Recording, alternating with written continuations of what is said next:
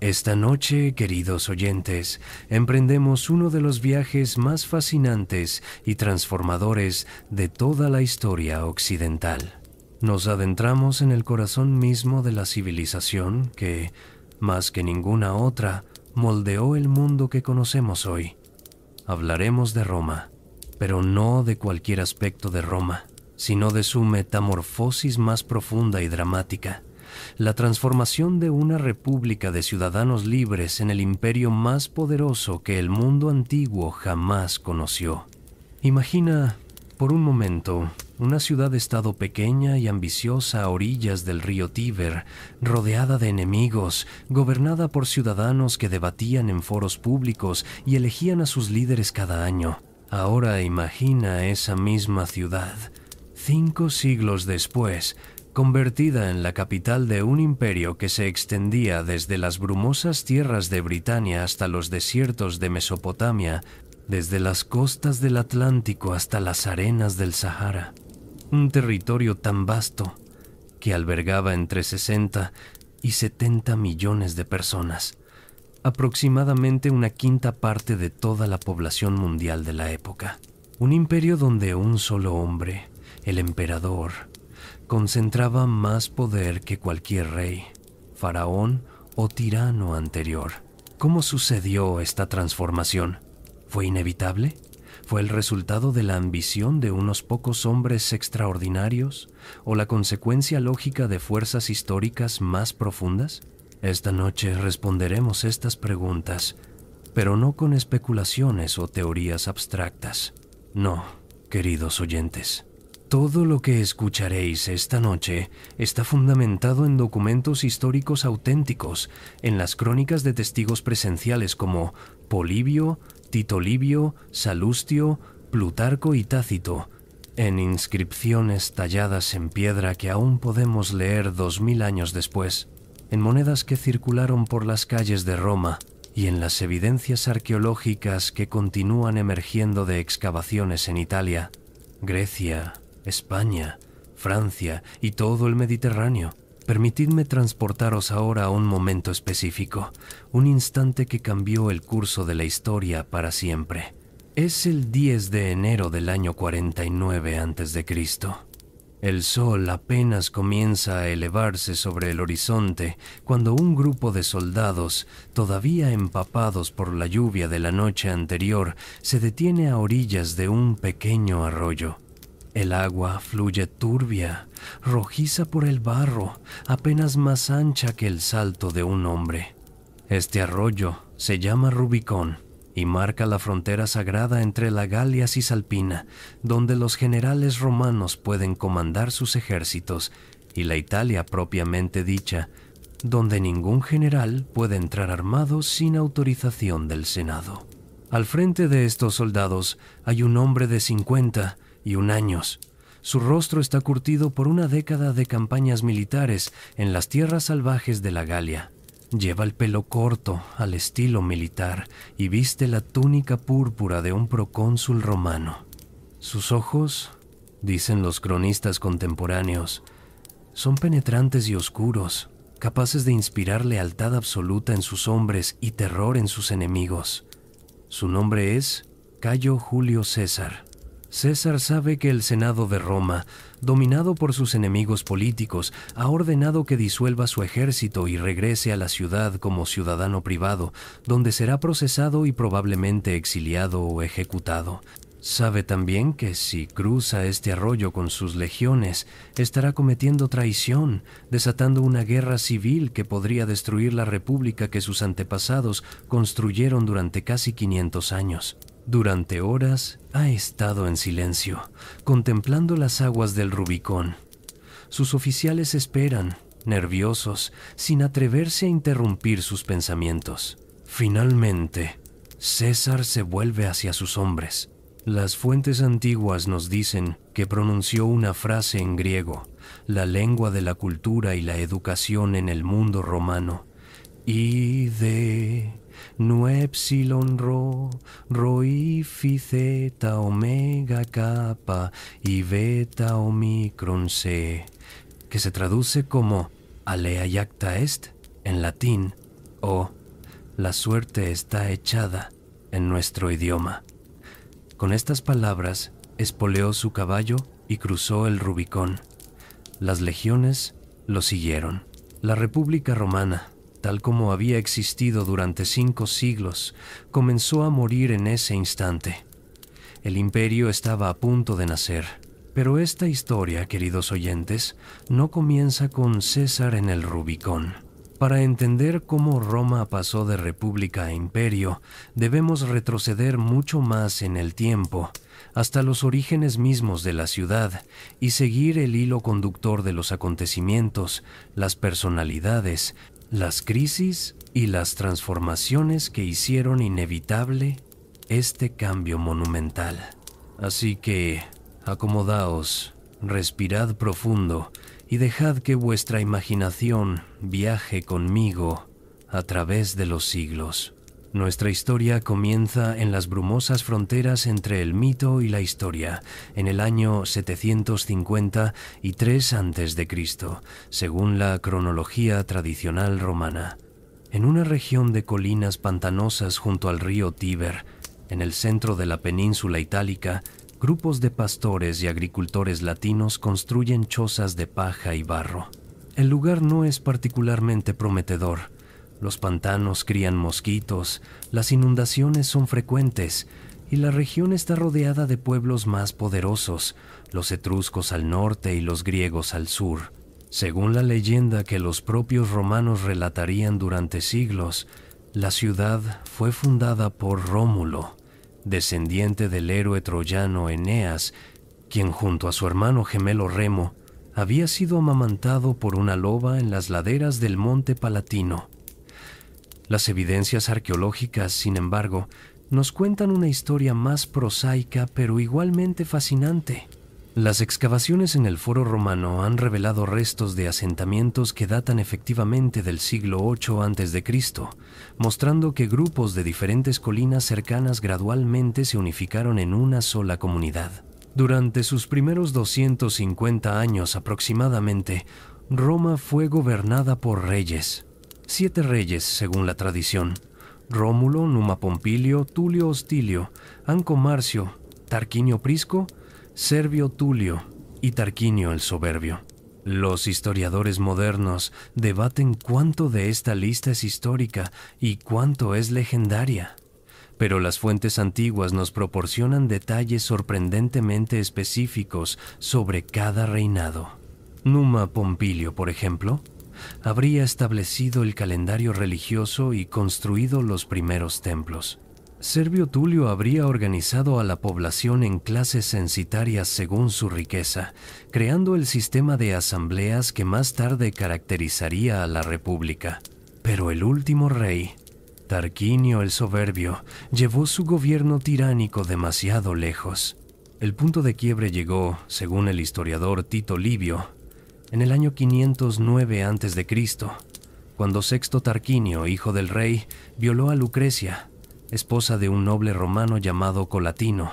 Lucrecia, abrumada por la deshonra, convocó a su padre y a su esposo, les contó lo sucedido y luego se suicidó clavándose un puñal en el corazón. Este acto desencadenó una revuelta liderada por Lucio Junio Bruto, pariente de Tarquinio, pero también defensor de la virtud romana. Los romanos expulsaron a la familia real y juraron solemnemente: nunca más permitirían que un solo hombre concentrara tanto poder en Roma. Así nació la República Romana, res publica en latín, literalmente, la cosa pública, el asunto de todos. En lugar de reyes, los romanos eligieron a 2 cónsules que gobernarían conjuntamente durante un año. Cada cónsul tenía poder de veto sobre el otro, asegurando que ninguno pudiera convertirse en tirano. El Senado, compuesto inicialmente por 300 patricios, las familias aristocráticas más antiguas de Roma, se convertiría en el verdadero centro del poder político. Sus decisiones, aunque técnicamente solo consultivas, tenían el peso de la tradición y la autoridad. Pero la república recién nacida enfrentó inmediatamente amenazas existenciales. Los etruscos, Bajo el rey Lars Porsena de Clusium, intentaron restaurar a los tarquinios por la fuerza. Las leyendas romanas están llenas de héroes de este período. Horacio Cocles, quien defendió solo un puente sobre el Tíber contra todo el ejército etrusco. Mucio Escévola, quien quemó su propia mano derecha para demostrar el valor romano. Clelia, una joven que escapó del cautiverio etrusco nadando a través del Tíber bajo una lluvia de flechas. Más allá de estas historias heroicas, sabemos por evidencias arqueológicas y documentos posteriores que Roma durante los siglos V y IV a.C. era solo una ciudad-estado más entre muchas en Italia, constantemente en guerra con sus vecinos latinos, volscos, ecuos y sabinos. La sociedad romana de este período estaba profundamente dividida. Los patricios, descendientes de las familias fundadoras, monopolizaban todos los cargos políticos y religiosos importantes. Los plebeyos, la gran mayoría de la población, estaban excluidos del poder político real. Esta tensión interna casi destruye la república en sus primeras décadas. En el año 494 a.C., según las fuentes antiguas, los plebeyos, hartos de la opresión patricia, se retiraron en masa al Monte Sacro, una colina a pocos kilómetros de Roma, y amenazaron con fundar su propia ciudad. Era la primera huelga general de la historia. Los patricios, aterrorizados por la perspectiva de perder a la mayoría de su población y su base militar, negociaron.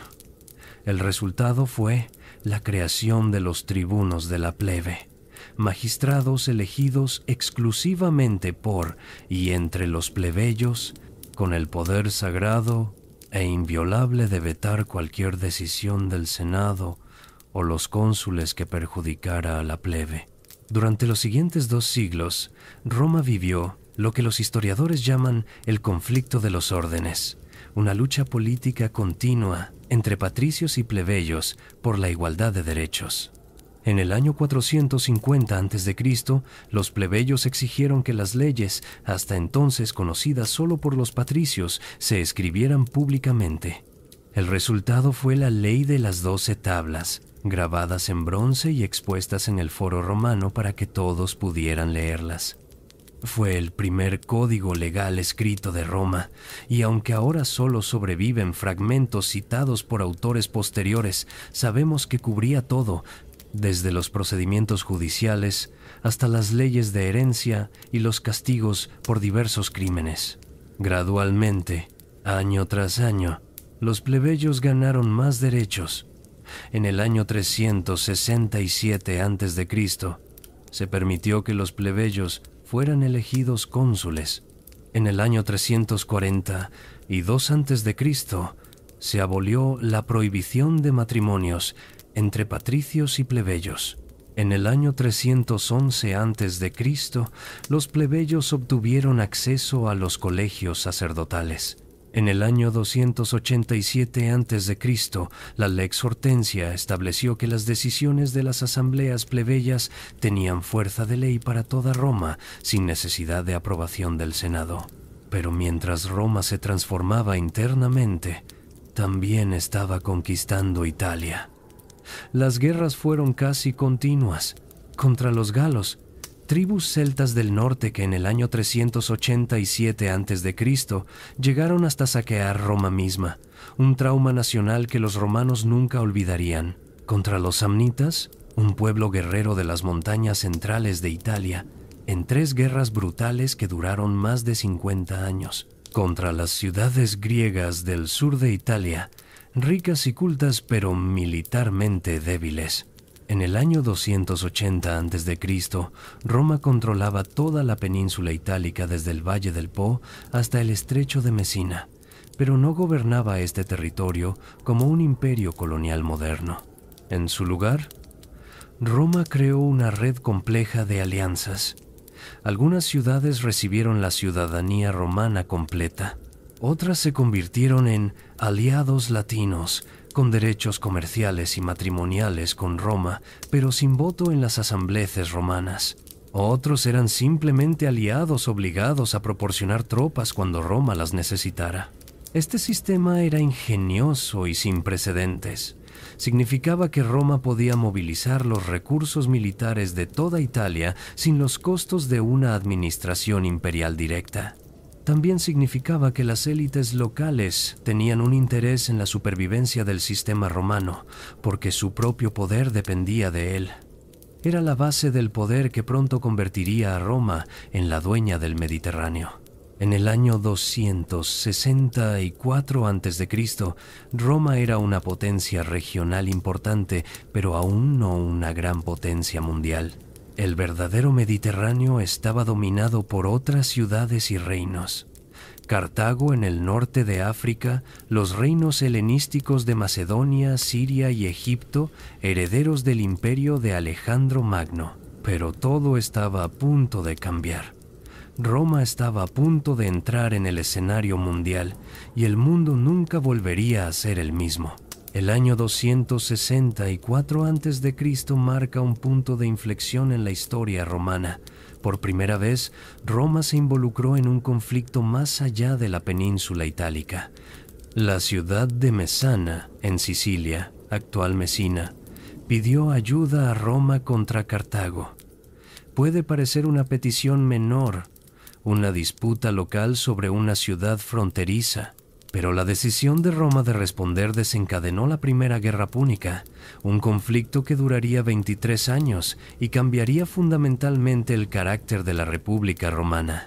Cartago, fundada por colonos fenicios de Tiro en el siglo IX a.C., era en ese momento la potencia marítima dominante del Mediterráneo occidental. Su imperio comercial se extendía desde el norte de África hasta España, Córcega, Cerdeña y Sicilia occidental. Su flota era la más grande y experimentada del mundo conocido. Roma, por el contrario, apenas tenía marina de guerra. Los romanos eran soldados terrestres, no marineros.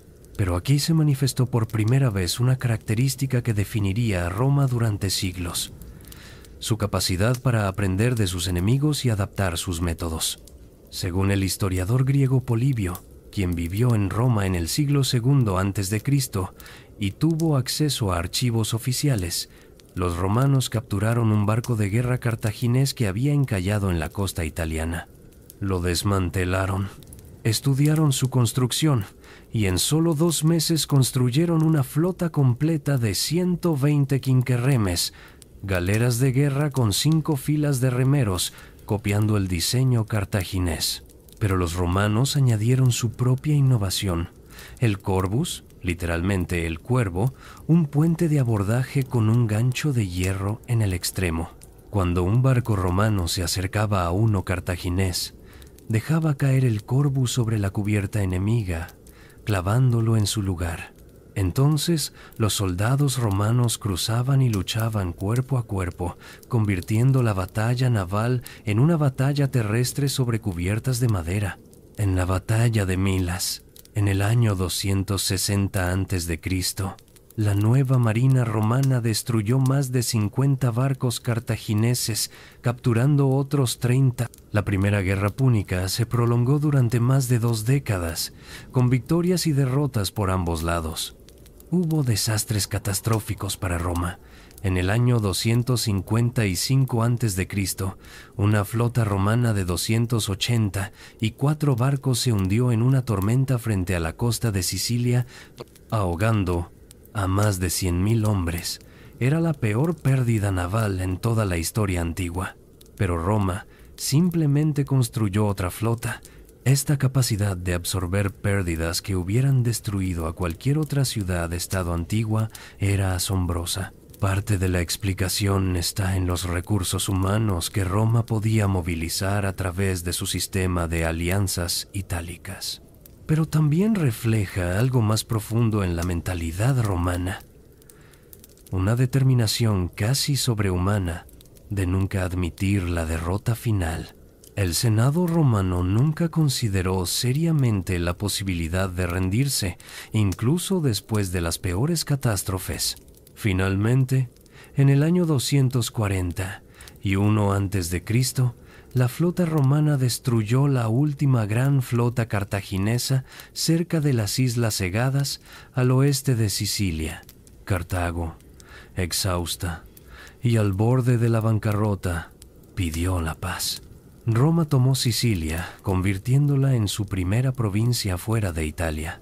También exigió una indemnización de guerra de 3.200 talentos de plata, aproximadamente 20 millones de denarios, una suma astronómica que Cartago tardaría 10 años en pagar. Pero la paz no duraría. En Cartago, un general llamado Amílcar Barca, que había luchado brillantemente en Sicilia durante la última fase de la guerra, estaba amargado por la derrota. Juró venganza contra Roma y, según la leyenda conservada por historiadores posteriores, hizo que su hijo pequeño, de solo 9 años, jurara sobre un altar que odiaría a Roma por siempre. El nombre del niño era Aníbal. Amílcar Barca llevó a su familia a España, donde construyó un nuevo imperio cartaginés, conquistando tribus ibéricas y explotando las ricas minas de plata de la región. Murió en batalla en el año 229 a.C., pero su yerno Asdrúbal y luego su hijo Aníbal continuaron su obra. En el año 219 a.C., Aníbal, ahora comandante en jefe del ejército cartaginés en España, atacó Sagunto, una ciudad aliada de Roma. Era una provocación deliberada. Roma exigió que Cartago entregara a Aníbal para juicio. Cartago se negó. Comenzaba la Segunda Guerra Púnica. Lo que sucedió a continuación sigue siendo una de las campañas militares más audaces de toda la historia. En lugar de esperar a que Roma enviara ejércitos a España o África, Aníbal decidió llevar la guerra a Italia misma. En la primavera del año 218 a.C., salió de España con un ejército de aproximadamente 90.000 soldados de infantería, 12.000 jinetes y 37 elefantes de guerra. Cruzó los Pirineos, atravesó el sur de la Galia luchando contra tribus galas hostiles y luego, en un logro que asombró al mundo antiguo, cruzó los Alpes en pleno otoño. Las fuentes antiguas, particularmente Polibio y Tito Livio, nos ofrecen descripciones vívidas de esta travesía épica. Los pasos de montaña ya estaban cubiertos de nieve. Los caminos estrechos, cuando los había, estaban helados y traicioneros. Los caballos resbalaban, los elefantes asustados se negaban a avanzar. Las tribus galas de las montañas lanzaban rocas desde los desfiladeros. Miles de hombres murieron congelados o cayeron por los precipicios. Cuando Aníbal finalmente descendió a la llanura del Po en el norte de Italia, le quedaban solo 26.000 soldados de infantería, 6.000 jinetes y la mayoría de sus elefantes habían perecido. Pero había logrado lo imposible. Había llevado un ejército cartaginés al corazón de territorio romano por una ruta que los romanos consideraban impracticable.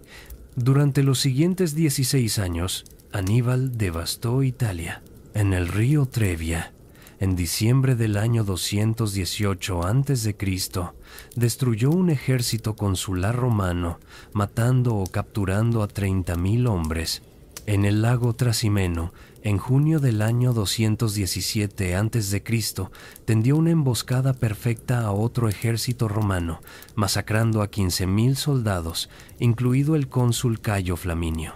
Pero su victoria más grande y terrible llegó el 2 de agosto del año 216 a.C., en un lugar llamado Canas, en la región de Apulia, en el sur de Italia. En Canas, Aníbal enfrentó al ejército consular más grande que Roma había reunido jamás. 86.000 soldados de infantería y 6.000 jinetes, bajo el mando de los cónsules Lucio Emilio Paulo y Cayo Terencio Varrón.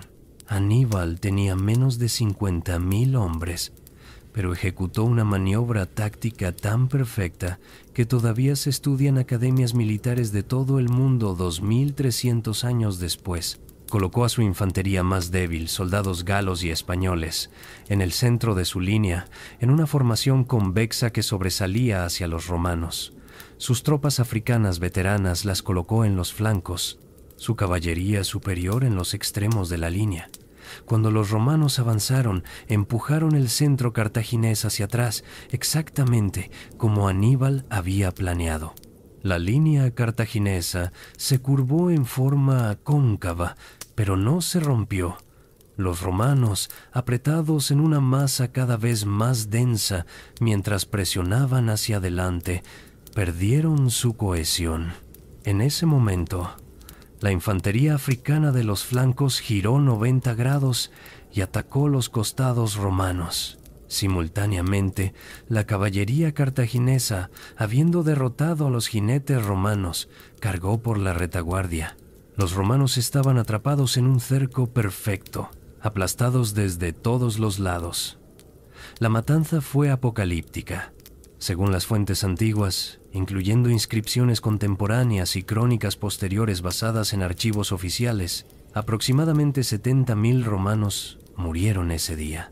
Entre los muertos estaba el cónsul Emilio Paulo, 2 procónsules, 2 cuestores, 29 de los 48 tribunos militares y 80 senadores que habían servido como oficiales. Era la peor derrota militar en toda la historia de Roma, peor incluso que el saqueo galo 3 siglos antes. Cualquier otra ciudad-estado antigua se habría rendido después de Canas. Los aliados de Roma comenzaron a desertar. Capua, la segunda ciudad más grande de Italia, se unió a Aníbal. Siracusa en Sicilia, Tarento en el sur de Italia. Numerosas ciudades samnitas y lucanas cambiaron de bando. El rey Filipo V de Macedonia firmó una alianza con Cartago. Parecía que Roma estaba acabada, pero el Senado romano se negó a considerar la paz. En una sesión extraordinaria inmediatamente después de Canas, con los escaños de 80 senadores muertos vacíos, el cuerpo votó unánimemente continuar la guerra. No enviarían embajadores a Aníbal. No negociarían términos. Liberaron y armaron a 8.000 esclavos para reemplazar a los soldados perdidos, algo nunca antes hecho en la historia romana. Compraron barcos y equipamiento militar a crédito cuando el tesoro público se vació. Enviaron al general Publio Cornelio Escipión a España para cortar los refuerzos y suministros de Aníbal. Adoptaron una nueva estrategia, propuesta por el dictador Quinto Fabio Máximo, llamado el contemporizador. Evitar batallas campales con Aníbal, en su lugar acosarlo constantemente, cortar sus líneas de suministro, recuperar las ciudades que lo habían apoyado una por una. Era una guerra de desgaste, lenta y frustrante, pero efectiva. Aníbal podía ganar batallas, pero no podía ganar la guerra. No tenía asedios para tomar ciudades fortificadas. No podía marchar sobre Roma misma, porque la ciudad estaba demasiado bien defendida. Y cada año que pasaba, Roma reconstruía sus ejércitos mientras los de Aníbal se debilitaban. En el año 211 a.C., las legiones romanas recuperaron Capua después de un sitio brutal. Aníbal marchó hacia Roma misma en un intento desesperado de forzar a los romanos a levantar el asedio, pero cuando llegó a las puertas de la ciudad, se encontró frente a murallas impenetrables y defensores decididos. Dio 3 vueltas alrededor de las murallas y luego se retiró. Los romanos, en un gesto de suprema confianza, subastaron el terreno donde Aníbal había acampado mientras él todavía estaba allí. Se vendió por el precio normal. El mensaje era claro: Roma nunca caería. En España, Escipión el joven, hijo del general del mismo nombre que había muerto luchando contra los cartagineses, logró una serie de victorias brillantes. En el año 209 a.C., capturó Cartago Nova, la principal base cartaginesa en España, en un audaz asalto anfibio. Poco a poco, reconquistó toda España para Roma. En el año 204 a.C., Escipión propuso un plan audaz: llevar la guerra a África, atacar Cartago en su propio territorio. El Senado, cauteloso, le dio permiso pero pocos recursos. Escipión reclutó voluntarios. Obtuvo apoyo del rey Masinisa de Numidia, un enemigo de Cartago, y cruzó a África. Comenzó a devastar el territorio cartaginés. Cartago, desesperada, llamó a Aníbal de vuelta de Italia después de 15 años de campaña. Aníbal obedeció, abandonando a regañadientes el país que había conquistado pero no podido someter. El 19 de octubre del año 202 a.C., cerca de la ciudad de Zama, en el actual Túnez, Escipión y Aníbal se enfrentaron finalmente cara a cara. Era un duelo de dos de los más grandes generales de la historia. Aníbal tenía elefantes de guerra, 50 de ellos, que lanzó contra las líneas romanas. Pero Escipión había preparado contramedidas. Ordenó a sus hombres que crearan pasillos en sus formaciones y asustaran a los elefantes con cuernos y gritos. Muchos elefantes simplemente corrieron a través de las líneas romanas sin causar daño. Otros se volvieron y pisotearon a sus propias tropas. La infantería luchó ferozmente, pero la caballería númida de Masinisa, luchando ahora para Roma, fue decisiva. Cargó por los flancos y la retaguardia cartaginesa, usando la misma táctica que Aníbal había empleado en Canas 16 años antes. Esta vez fueron los cartagineses quienes fueron rodeados y masacrados. Aníbal sobrevivió, pero su ejército fue destruido. Cartago pidió la paz en términos de rendición incondicional. Los términos fueron duros. Cartago entregaría toda su flota excepto 10 barcos. Pagaría 10,000 talentos en indemnizaciones durante 50 años. Renunciaría a todas sus posesiones fuera de África y nunca haría la guerra sin permiso romano. Pero Roma permitió que Cartago siguiera existiendo como ciudad-estado. Fue un error que algunos romanos lamentarían. Entre ellos estaba el senador Marco Porcio Catón, llamado el Viejo, quien durante décadas después de la Segunda Guerra Púnica terminaría cada discurso en el Senado, sin importar el tema, con la frase: «Además, opino que Cartago debe ser destruida». Su persistencia eventualmente tendría éxito. En el año 149 a.C., Roma encontró un pretexto para declarar la Tercera Guerra Púnica. Durante 3 años, las legiones romanas sitiaron Cartago. En el año 146 a.C., el general Escipión Emiliano, nieto adoptivo del vencedor de Zama, tomó la ciudad después de un asalto brutal casa por casa que duró 6 días. Los 50,000 sobrevivientes fueron vendidos como esclavos. La ciudad fue sistemáticamente demolida.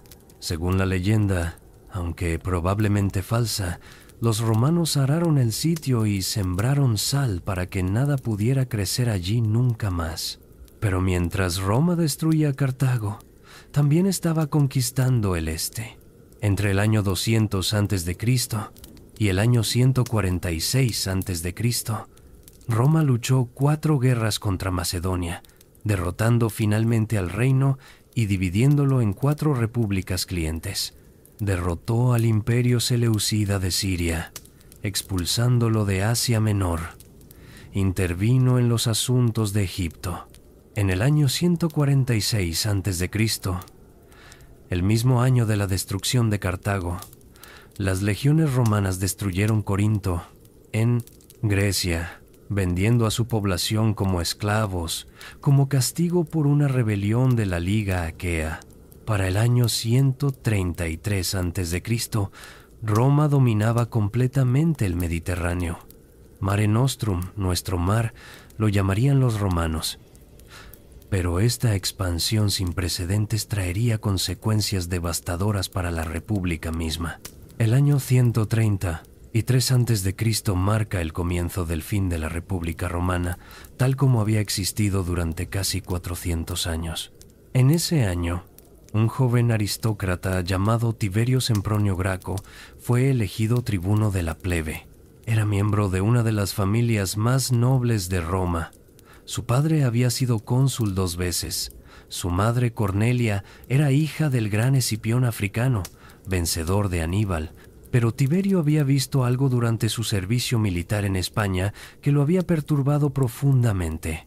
Viajando a través de Italia para llegar a su puesto, Tiberio observó que los campos estaban siendo trabajados no por pequeños agricultores libres, sino por cuadrillas de esclavos encadenados.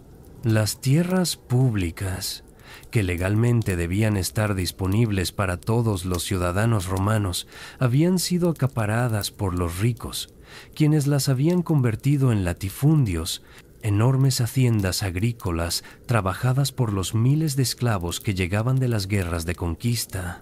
Esta transformación económica había devastado a los pequeños agricultores que tradicionalmente habían formado la columna vertebral del ejército romano. Mientras servían en campañas militares que ahora duraban años o incluso décadas en España, África o Grecia, sus pequeñas granjas caían en ruina. Cuando regresaban, endeudados y desesperados, vendían sus tierras a los grandes terratenientes por casi nada y migraban a Roma, donde se unían a una masa creciente de desempleados urbanos que vivían de distribuciones gratuitas de grano. Tiberio Graco propuso una solución: hacer cumplir estrictamente la vieja ley que limitaba la cantidad de tierra pública que cualquier individuo podía ocupar a 500 iugera, aproximadamente 125 hectáreas.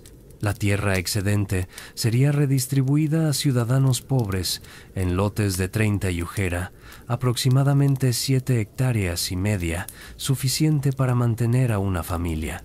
Era una propuesta radical, pero no sin precedentes. Leyes similares habían sido aprobadas varias veces en la historia temprana de Roma, pero el Senado, dominado por los grandes terratenientes, se opuso ferozmente. Cuando quedó claro que la propuesta de Tiberio sería aprobada en la Asamblea Popular, el Senado persuadió a otro tribuno, Marco Octavio, para que vetara la ley usando su poder tribunicio. Tiberio respondió con un movimiento sin precedentes. Convenció a la Asamblea de destituir a Octavio del cargo.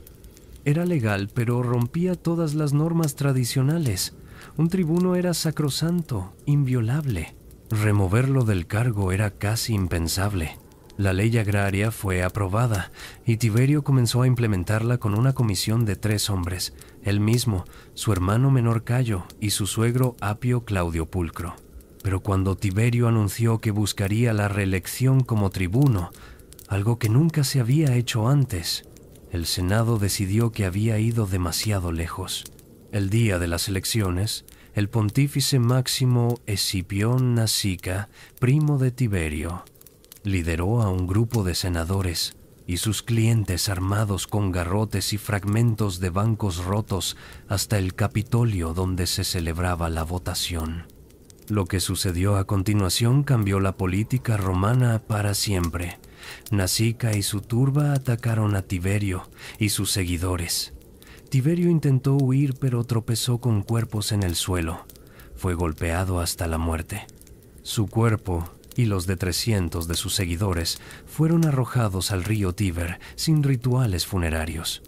Era la primera vez en casi 400 años de historia republicana que la violencia política había resultado en el asesinato de un magistrado en ejercicio. Los romanos habían cruzado una línea de la que nunca regresarían.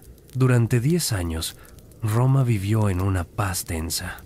Pero en el año 123 a.C., Cayo Graco, hermano menor de Tiberio, fue elegido tribuno de la plebe.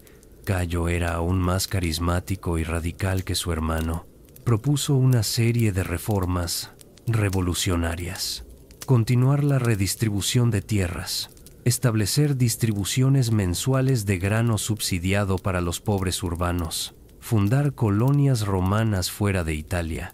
Otorgar la ciudadanía latina a los aliados itálicos y transferir el control de los tribunales que juzgaban casos de corrupción provincial de los senadores a los equites, la clase de caballeros o empresarios ricos.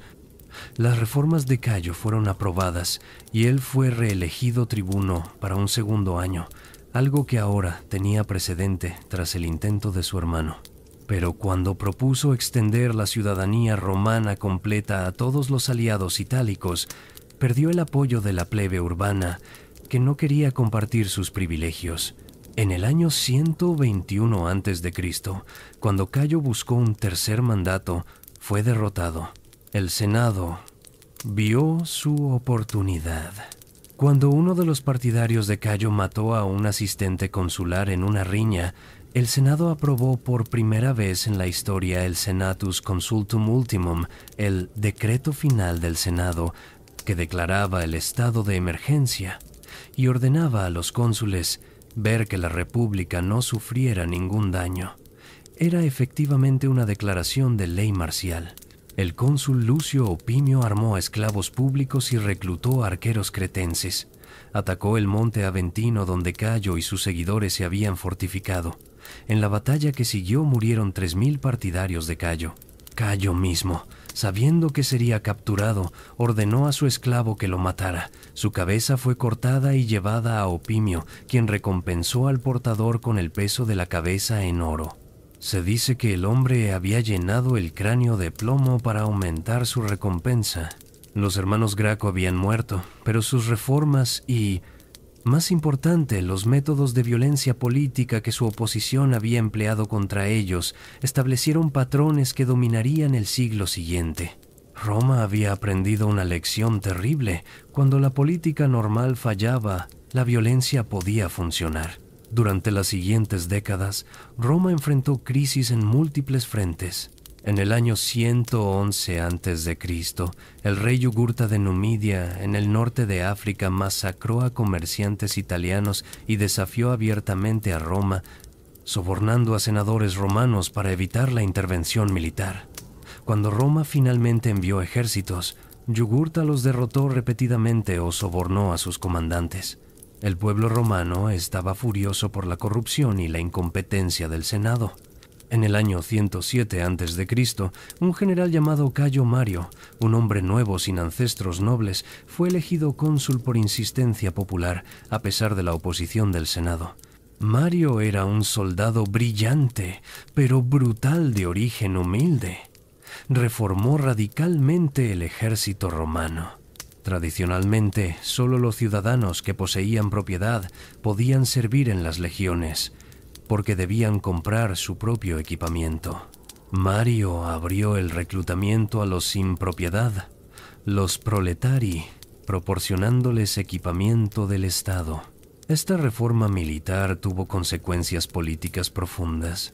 Los soldados sin propiedad servían no porque defendían sus tierras, sino porque el servicio militar era su única forma de ganarse la vida. Su lealtad ya no era principalmente a la República, sino a su general, quien les conseguiría botín durante la campaña y tierras cuando se retiraran. Mario había creado sin intención ejércitos personales leales a sus comandantes individuales más que al Estado.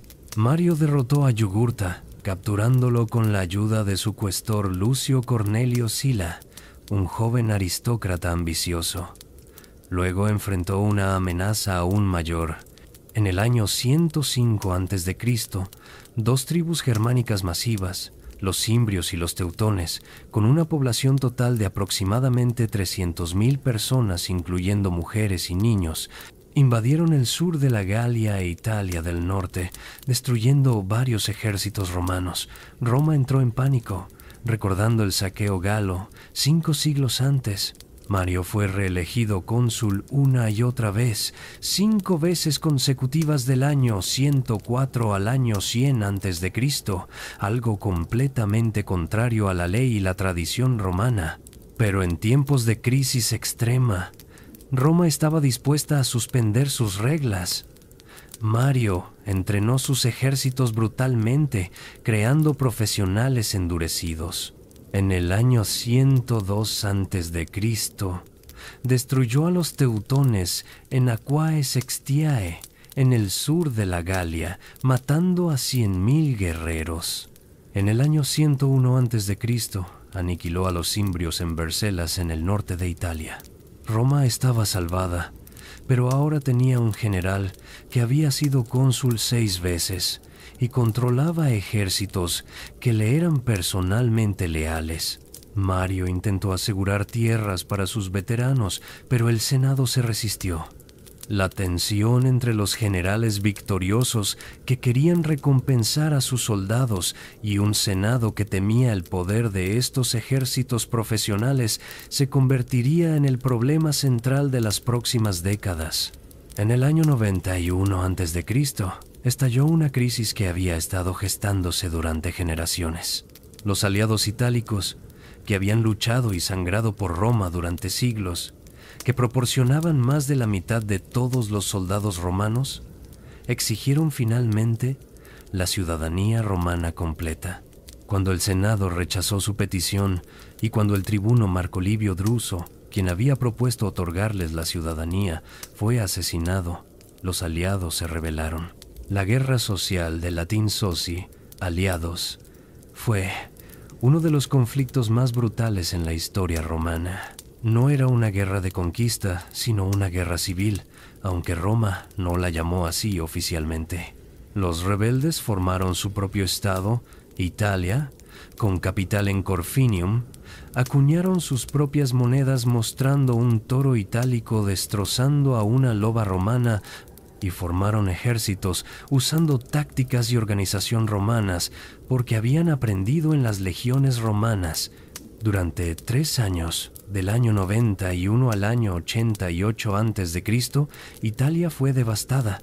Ciudades enteras fueron destruidas, decenas de miles murieron. Finalmente, Roma ganó militarmente, pero tuvo que hacer concesiones políticas. En el año 90 a.C., aprobó la Lex Julia, otorgando ciudadanía romana a todos los aliados que no se habían rebelado o que depusieran las armas inmediatamente. En el año 89 a.C., la Lex Plautia Papiria extendió la ciudadanía a prácticamente todos los habitantes libres de Italia. Era una victoria y una derrota simultáneamente. Roma había preservado su supremacía política, pero había tenido que diluir masivamente su ciudadanía. De repente, había cientos de miles de nuevos ciudadanos, la mayoría de ellos agradecidos con los generales como Mario que habían apoyado su causa, no con el Senado que la había resistido. 2 hombres emergieron como héroes de la guerra social. Cayo Mario, ahora un anciano de 65 años pero todavía formidable, y Lucio Cornelio Sila, el antiguo subordinado de Mario, ahora un general distinguido por derecho propio. Los 2 hombres se odiaban. Su rivalidad estaba a punto de sumergir a Roma en su primera guerra civil abierta. En el año 88 a.C., mientras Roma todavía sangraba de la guerra social, llegó la noticia de que Mitrídates VI, rey del Ponto en Asia Menor, había invadido las provincias romanas de Asia y había ordenado la masacre de todos los ciudadanos romanos e itálicos en su territorio. En un solo día, 80,000 hombres, mujeres y niños fueron asesinados en lo que se conoce como las vísperas asiáticas. Era un desafío directo al poder romano. El Senado asignó el comando de la guerra contra Mitrídates a Sila, quien era cónsul ese año, pero el tribuno Publio Sulpicio Rufo, aliado de Mario, propuso una ley transfiriendo el comando a Mario en su lugar. La ley fue aprobada en la Asamblea Popular. Sila, furioso, hizo algo que ningún general romano había hecho jamás en los 500 años de historia de la República. Marchó con sus 6 legiones sobre Roma misma. El ejército de Sila tomó la ciudad en combates callejeros. Sulpicio fue cazado y ejecutado, su cabeza clavada en los rostros del foro. Mario apenas escapó con vida, huyendo primero a la costa, luego a África. Sila revirtió las leyes de Sulpicio, aseguró su comando contra Mitrídates y luego, increíblemente, marchó hacia el este dejando a Roma en manos de sus enemigos políticos. Era una apuesta enorme. Sila confiaba en que su victoria sobre Mitrídates le traería tanta gloria y recursos que podría recuperar el control a su regreso. Tan pronto como Sila salió de Italia, sus oponentes se movilizaron. Mario regresó del exilio con un ejército de veteranos.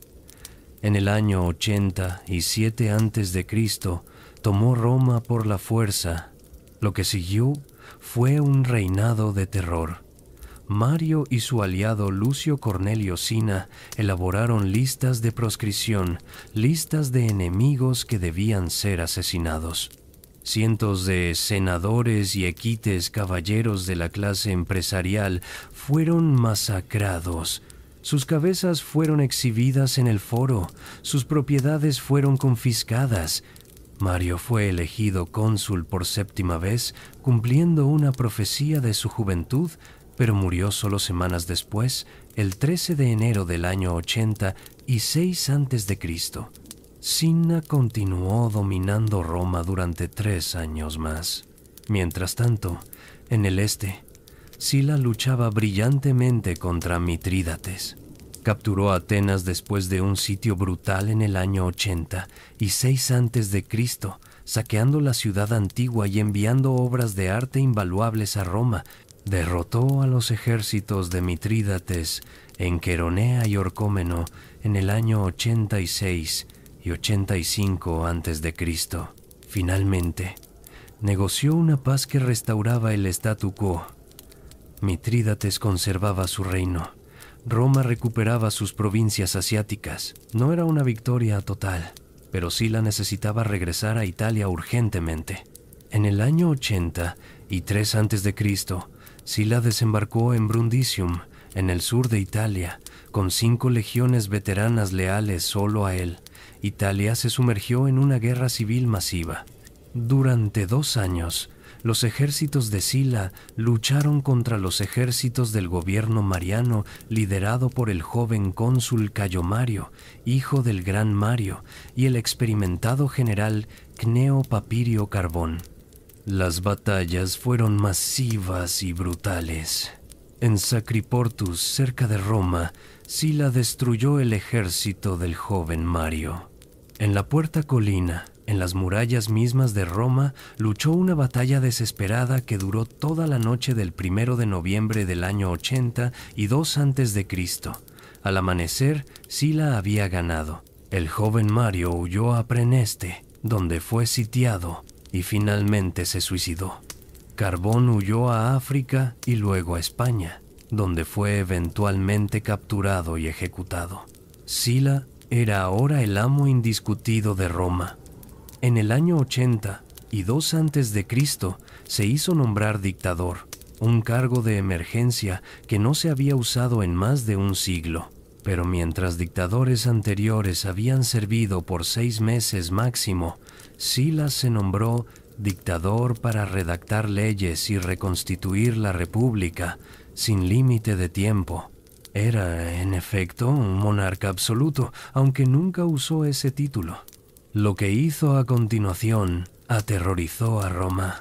Sila publicó listas de proscripción aún más extensas que las de Mario. 40 senadores y 1.600 equites fueron declarados proscritos, lo que significaba que cualquiera podía matarlos impunemente.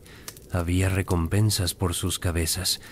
Sus propiedades fueron confiscadas y vendidas en subasta, a menudo a partidarios de Sila por precios ridículamente bajos. Sus hijos y nietos fueron excluidos de cargos públicos. Las cabezas de los proscritos fueron exhibidas en el foro. Los registros históricos preservan los nombres. Se podía buscar en las listas cada día para ver si amigos o familiares habían sido añadidos. Pero Sila no era simplemente un tirano vengativo. Era un conservador genuino que creía que la república había sido corrompida por demagogos populares como los Graco y Mario. Implementó una serie de reformas constitucionales diseñadas para fortalecer el poder del Senado y limitar el de los tribunos.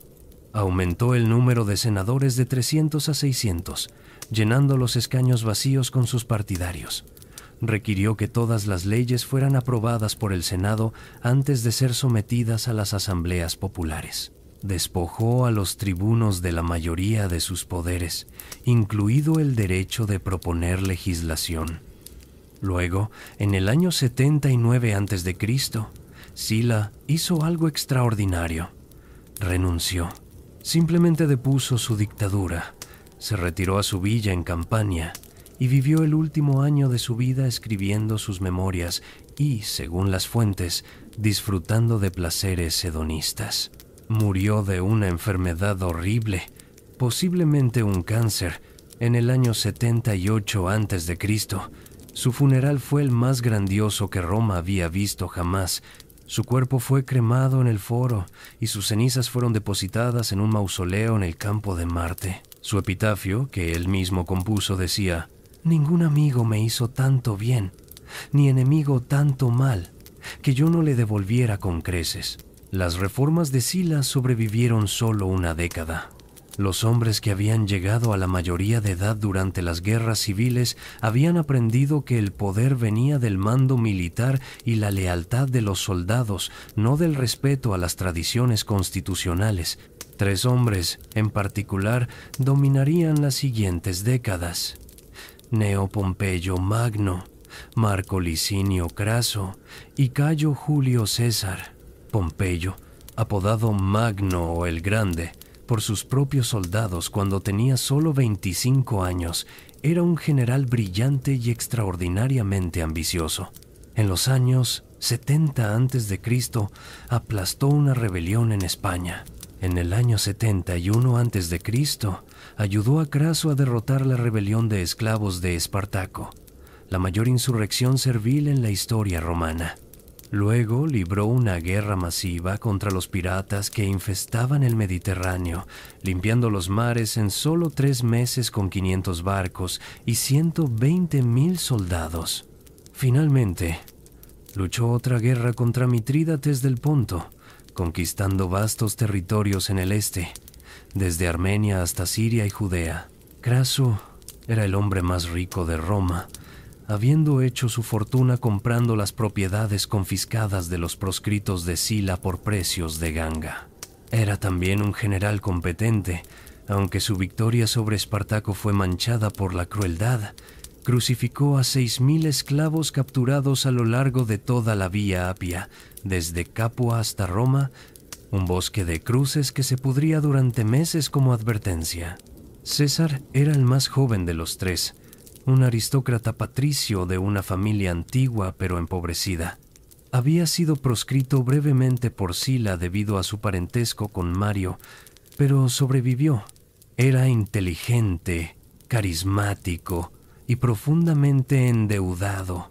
Usó su enorme deuda para comprar influencia política, organizando juegos públicos espectacularmente caros y sobornando a votantes masivamente.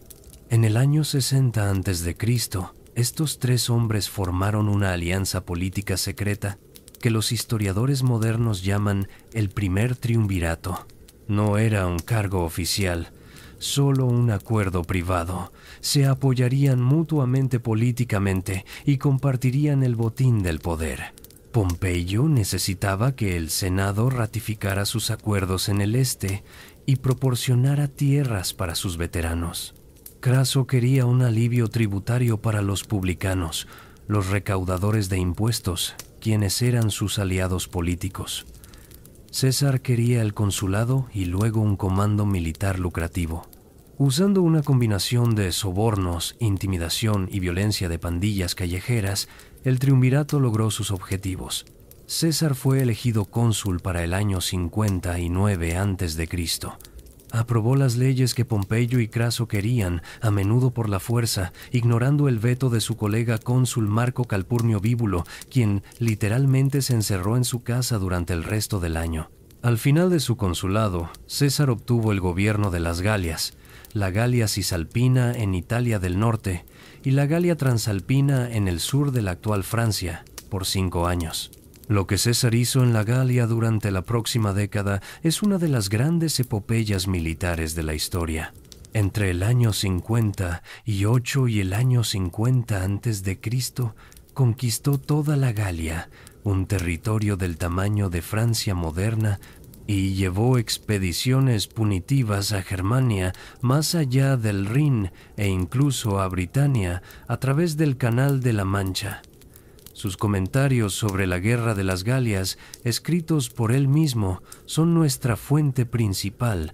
Describen batallas masivas, asedios de ciudades celtas fortificadas llamadas Ópida, diplomacia compleja con docenas de tribus y atrocidades a una escala asombrosa. En el año 52 a.C., enfrentó su mayor desafío cuando un joven jefe arverno llamado Vercingetorix unió a las tribus galas en una rebelión masiva. César sitió a Vercingetorix en la fortaleza de Alesia, pero luego un enorme ejército de socorro galo, posiblemente de 250,000 guerreros, llegó para liberar la fortaleza. César se encontró atrapado entre dos ejércitos enemigos. Respondió construyendo 2 anillos de fortificaciones, uno mirando hacia adentro para mantener a Vercingetorix encerrado, otro mirando hacia afuera para defenderse del ejército de socorro. Las fortificaciones incluían trincheras, empalizadas, torres, trampas con estacas afiladas y campos de lirios, pozos con estacas en el fondo cubiertos con ramas. La batalla de Alesia fue desesperada. Los galos atacaron las líneas romanas desde ambos lados durante días. En el momento crítico, César personalmente lideró su última reserva de caballería en una carga que rompió el ataque galo. El ejército de socorro se disolvió. Vercingetorix, viendo que no había esperanza, se rindió para salvar a sus hombres restantes. Según Plutarco, cabalgó fuera de Alesia en su mejor armadura, rodeó el tribunal de César en silencio y luego se arrojó a los pies del general romano sin decir una palabra. César lo encarceló durante 6 años, luego lo exhibió en su triunfo en Roma y finalmente lo ejecutó por estrangulamiento ritual. La conquista de la Galia estaba completa. 1,000,000 de galos habían muerto. Otro 1,000,000 fue esclavizado. César era inmensamente rico con el botín y comandaba 11 legiones veteranas fanáticamente leales a él personalmente. Mientras tanto, en Roma, el triunvirato se había desintegrado. Craso, celoso de la gloria militar de Pompeyo y César, lanzó una invasión desastrosa del Imperio Parto en el este. En el año 53 a.C., en Carrhae, en Mesopotamia, los jinetes partos arqueros destruyeron su ejército. Craso fue capturado y ejecutado. Según la leyenda, los partos vertieron oro fundido en su boca como burla de su famosa avaricia. Con Craso muerto, solo quedaban Pompeyo y César. Pompeyo, ahora el yerno de César por el matrimonio con su hija Julia, gradualmente se acercó al Senado conservador, especialmente después de que Julia muriera en el parto en el año 54 a.C., rompiendo el vínculo familiar entre los dos hombres. Los enemigos de César en el Senado, liderados por el severo estoico Marco Porcio Catón el Joven, nieto del Catón que había exigido la destrucción de Cartago, comenzaron a maniobrar para procesar a César por sus acciones ilegales durante su consulado tan pronto como su mandato en la Galia expirara y perdiera su inmunidad consular. César intentó negociar. Le permitiría presentarse para el consulado in absentia, permitiéndole transicionar directamente de su comando en la Galia al consulado sin un periodo vulnerable como ciudadano privado. Pero sus enemigos se negaron. Querían humillarlo, procesarlo, destruir su carrera política. El Senado, respaldado por Pompeyo, aprobó un decreto ordenando a César que disolviera su ejército y regresara a Roma como ciudadano privado. Esto nos trae de vuelta al momento con el que comenzamos esta historia. César en las orillas del Rubicón en enero del año 49 a.C. Sabía que cruzar con su ejército significaba guerra civil. Sabía que miles morirían, pero también sabía que rendirse significaría el fin de su carrera y probablemente de su vida. La suerte está echada, dijo, y cruzó. La guerra civil que siguió duró 4 años. Pompeyo, sorprendido por la velocidad de César, evacuó Italia y huyó a Grecia con el Senado y gran parte del ejército. César lo persiguió, pero primero aseguró su retaguardia derrotando a los generales pompeyanos en España. En el año 48 a.C., en los llanos de Farsalia en Tesalia, César, con solo 22,000 soldados de infantería, derrotó al ejército de Pompeyo de 45,000. Fue una victoria táctica magistral. Pompeyo huyó a Egipto, donde el joven faraón Ptolomeo XIII, aconsejado por su regente el eunuco Potino, ordenó su asesinato, esperando ganarse el favor de César. Cuando César llegó a Egipto, le presentaron la cabeza de Pompeyo. Según Plutarco, César lloró al verla. Habían sido amigos una vez, aliados, familiares. Ahora estaba muerto en una playa extranjera, asesinado por traidores. César se involucró en la guerra civil egipcia entre Ptolomeo y su hermana Cleopatra VII. Tomó el lado de Cleopatra, fue sitiado en el palacio de Alejandría durante meses, finalmente triunfó, instaló a Cleopatra como reina y tuvo con ella un hijo al que llamaron Cesarión. Luego luchó campañas relámpago en Asia Menor, donde pronunció su famosa frase «Veni, vidi, vici», «Vine, vi, vencí», después de derrotar al rey Farnaces del Ponto en solo 5 días. Derrotó a los últimos ejércitos pompeyanos en el norte de África en el año 46 a.C. y finalmente en España en el año 45 a.C. en la batalla de Munda, donde casi fue derrotado. La guerra civil había terminado. César era el amo indiscutido del mundo romano. César fue nombrado dictador, inicialmente por períodos limitados, pero en el año 44 a.C. fue nombrado dictador perpetuo. Implementó reformas masivas, canceló deudas parcialmente, asentó a sus veteranos y a los pobres urbanos en colonias en las provincias, reformó el calendario creando el calendario juliano que, con modificaciones menores, todavía usamos hoy. Planeó la codificación de todas las leyes romanas, inició proyectos de obras públicas masivas, expandió el Senado a 900 miembros, otorgó ciudadanía a provincias enteras y perdonó generosamente a muchos de sus enemigos. Pero también acumuló honores que parecían semidivinos, su imagen en monedas, algo que solo se había hecho con reyes extranjeros muertos. El mes quintilis renombrado Julius, nuestro Julio en su honor, el derecho de vestir siempre la túnica púrpura del triunfador, una estatua dorada en el templo de Júpiter Optimus Maximus. Los rumores decían que planeaba nombrarse rey, un título aborrecido por los romanos desde la expulsión de Tarquinio 500 años antes.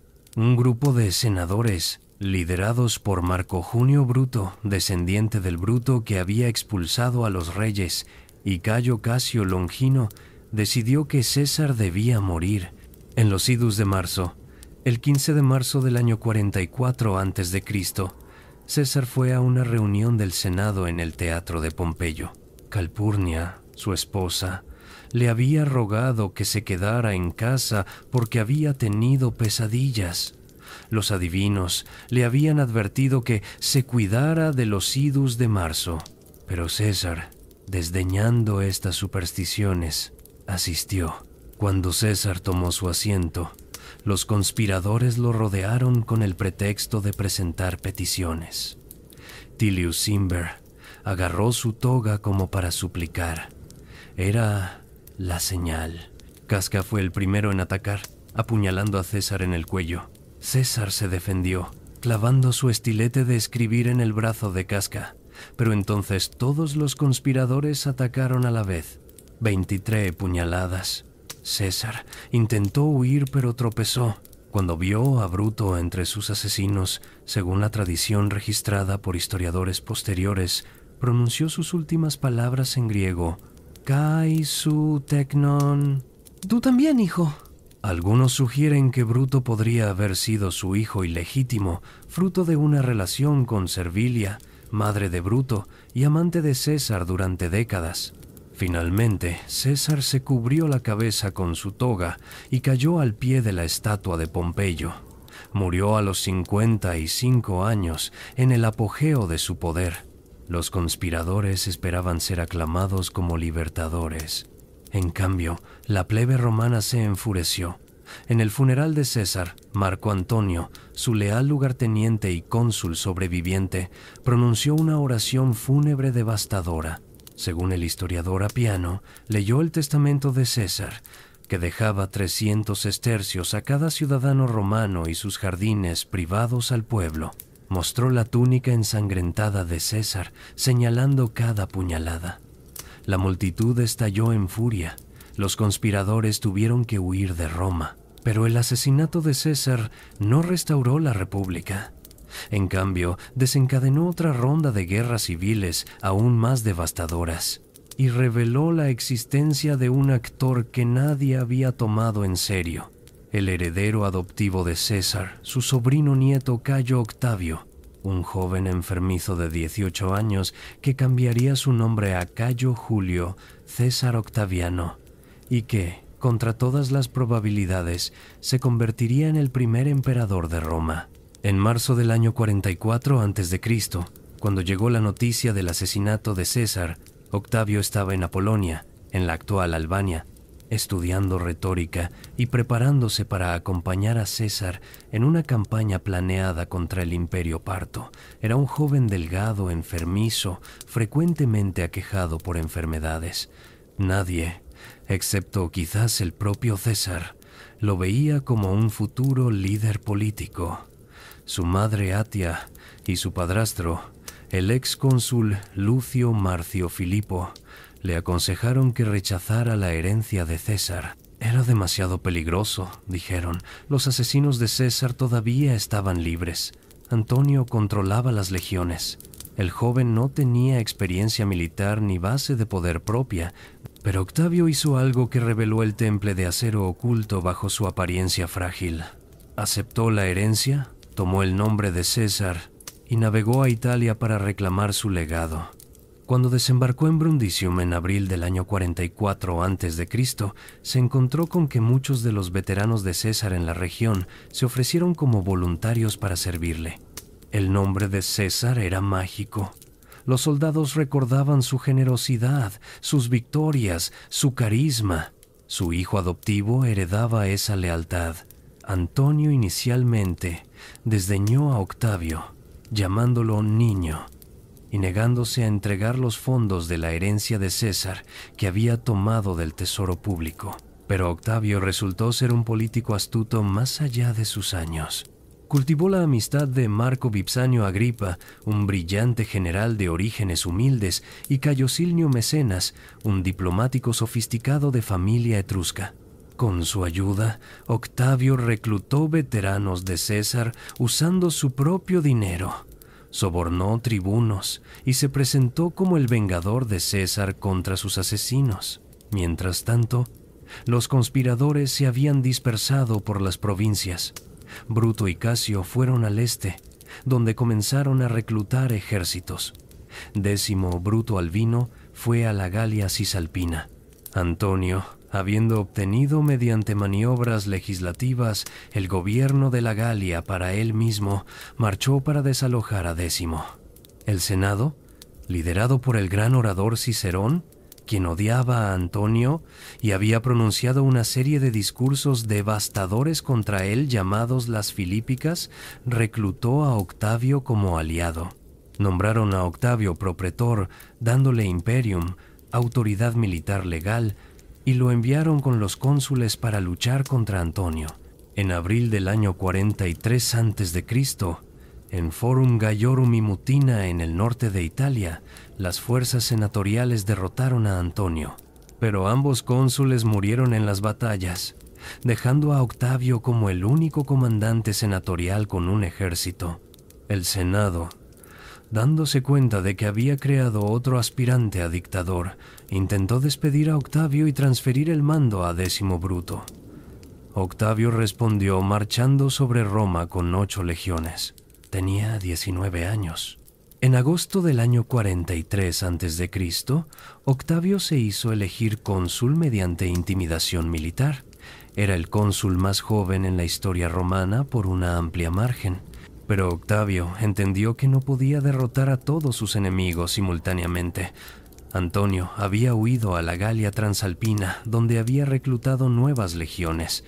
Lépido, otro general cesariano, controlaba España con 7 legiones. Bruto y Casio dominaban el este con 17 legiones. Octavio necesitaba aliados. En noviembre del año 43 a.C., en una pequeña isla en el río Reno, cerca de Bononia, actual Bolonia, Octavio se reunió con Antonio y Lépido. Durante 3 días negociaron, dividiendo el mundo romano entre ellos. El resultado fue el segundo triunvirato, pero a diferencia del acuerdo privado entre Pompeyo, Craso y César, este fue sancionado oficialmente por una ley, la Lex Titia. Los 3 hombres fueron nombrados triunviros para la reconstitución de la República por 5 años, con poder para legislar por decreto, nombrar magistrados y dividir las provincias entre ellos. Su primer acto fue el más siniestro. Publicaron listas de proscripción modeladas en las de Sila. 300 senadores y 2000 equites fueron declarados enemigos públicos. Sus propiedades serían confiscadas, sus vidas perdidas. Cualquiera podía matarlos por una recompensa. La más famosa víctima fue Marco Tulio Cicerón, el más grande orador de Roma, quien había atacado apasionadamente a Antonio en sus discursos. Cicerón intentó escapar por mar, pero cambió de opinión y regresó a su villa. Cuando los soldados de Antonio llegaron el 7 de diciembre del año 43 a.C., Cicerón les ofreció su cuello sin resistencia. Tenía 63 años. Cortaron su cabeza y sus manos, las que habían escrito las Filípicas, y las enviaron a Roma. Antonio las clavó en los rostros del foro. Su esposa Fulvia, quien odiaba a Cicerón, supuestamente sacó su lengua de la cabeza cortada y la atravesó repetidamente con horquillas.